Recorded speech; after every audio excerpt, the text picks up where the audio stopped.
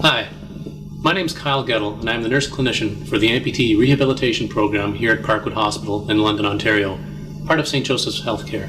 It is unlikely that we will ever have to meet with me in the role as your nurse clinician in this program, but the reality is that of the relatively small numbers of people in society who suffer an amputation of a lower limb, 70 to 80% live with diabetes.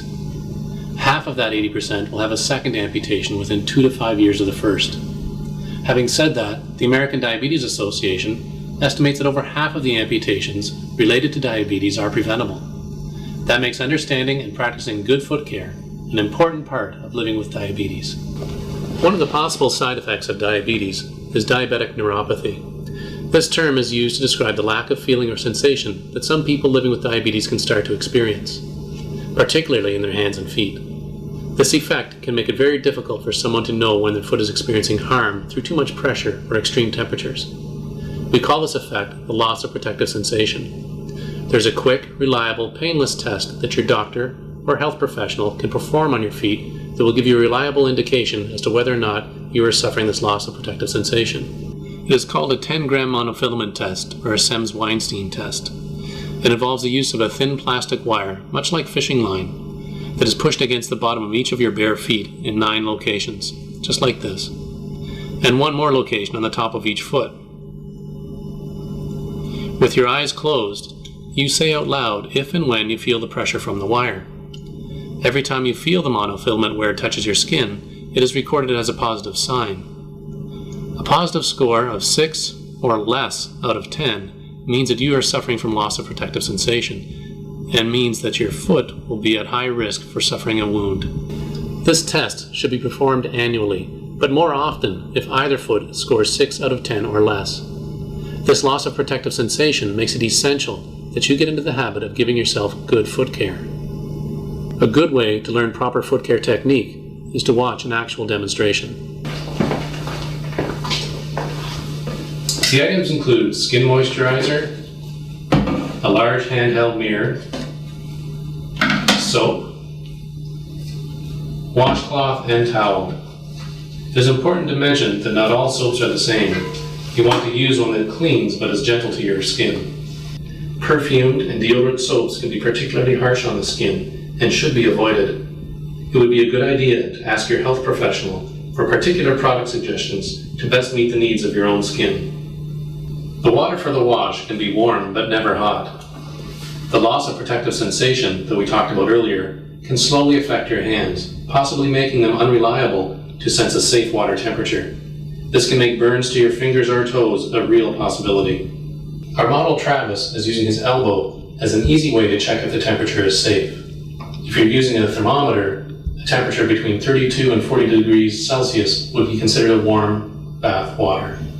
Temperature of the water is very important. In fact, as our patients pass through our program, we give them these free safety thermometers. Once placed in the water, they will light up depending on the temperature. The far left will light up red and say too hot. The far right will light up and say cold.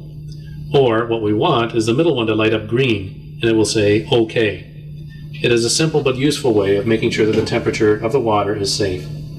Similar products can be available through your pharmacy. Travis begins by lathering his washcloth and washing his foot.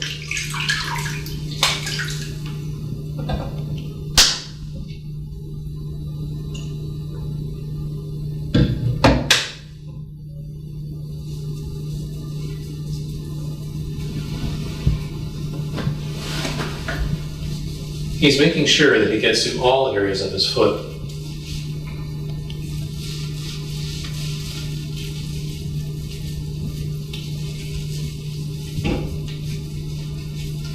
As Travis finishes his soapy wash and continues on to rinsing with water, it is extremely important that you get right in between the toes. You must also check your toenails while washing your feet. Your toenails should be cut straight across with a proper nail clipper.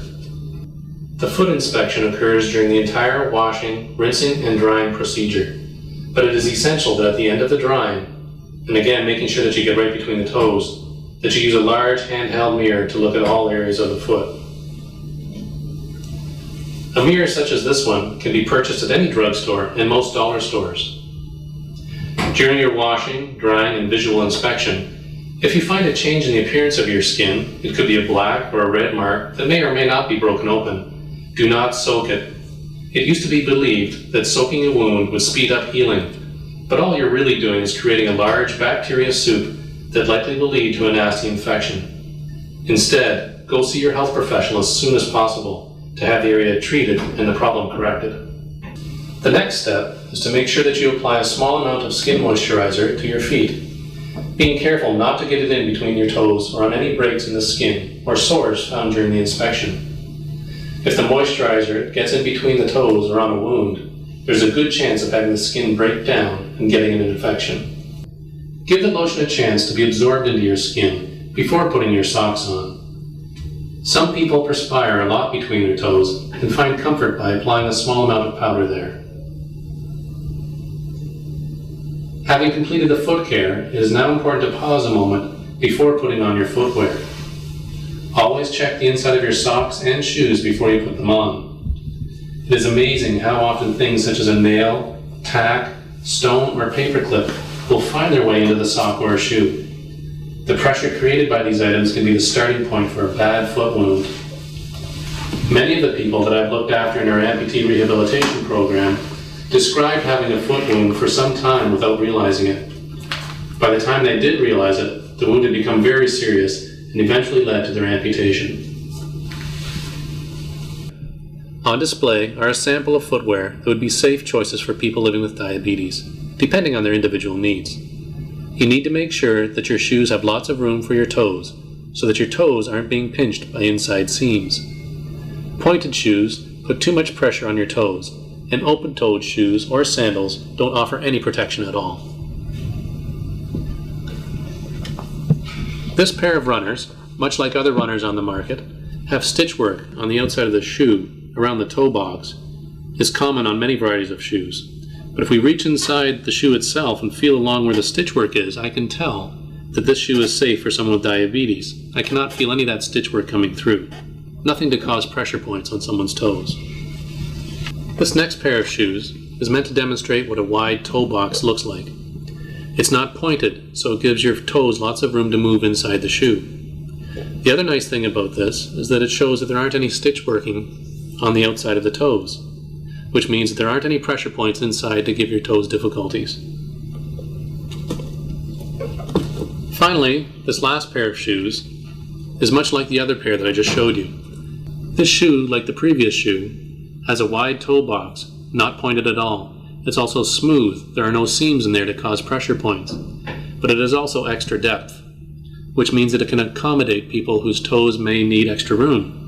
It is also extra depth to accommodate people who may have to use orthotics inside their shoe.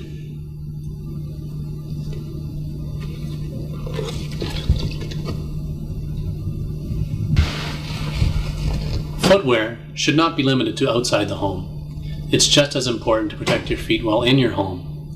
If you have a loss of protective sensation and/or you have been prescribed orthotics, wearing slippers in the home is not an option. Shoes and orthotics are for your safety and benefit. They do not provide either if they're not being worn. You should be wearing your shoes at all times, even if it means having to go through the trouble of keeping one pair for outdoors and one pair for indoors. Please remember to switch your orthotics into whatever shoes you plan on wearing. When shopping for shoes, it is important to go to a reputable business with experience in fitting shoes on people living with diabetes. The importance of good foot care and proper footwear cannot be emphasized enough. In fact, one study found that 84% of diabetic foot wounds started from poorly fitting shoes, socks, pressure on the foot, poor nail care, and hitting the foot against something. Many of the people that I have helped look after who have suffered an amputation of their leg described having a foot wound for some time before they even realized it and sought help from a healthcare professional. We realize that not everyone has the physical ability or the eyesight necessary to wash and examine their feet as demonstrated in this video. But whether it's you, a loved one, friend, or caregiver, someone needs to give your feet this care on a daily basis. In closing, I would like to offer you some final words of advice. Get into the habit of eating a healthy diet. Check your blood sugars as directed. Take your medications as prescribed. Participate in activities that you enjoy. and get into the habit of preventative foot care now if you haven't already. And it is likely that we will never have to meet.